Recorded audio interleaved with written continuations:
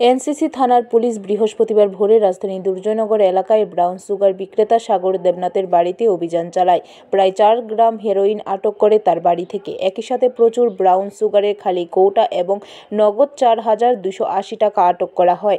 তারপর পুলিশ অভিযুক্ত সাগর দেবনাথ এবং তার সহযোগী বিপ্লব দেবনাথকে গ্রেপ্তার করে থানায় নিয়ে আসে। অভিযুক্ত সাগর দেবনাথ টমটম চালক। পুলিশ জানায় দুজনকে আদালতে তুলে পুলিশ রিমান্ডে আনা হবে। খবর আসে যে দুর্জয়নগর এলাকায় জনৈক সাগর দেবনাথ সে huge quantity brown sugar store করেছে ইলিগাল বিজনেসের উদ্দেশ্যে। সেই অনুযায়ী আমরা একটা ইনফরমেশনটাকে কভার করি এবং আমাদের পুলিশ অফিসার নিয়ে পৌঁছাই এবং তার বাড়িতে নিয়মমাফিক রেড করি এবং রেড করার পর সার্চ করে তাদের বাড়ি থেকে প্রায় 6 গ্রাম হিরোইন পাওয়া যায় এবং বেশ 100টা মতো খালি কৌটো পাওয়া যায় এবং কিছু টাকা পয়সা পাওয়া যায়। এগুলি আমরা সিজ করি এবং তার কথার ভিত্তিতে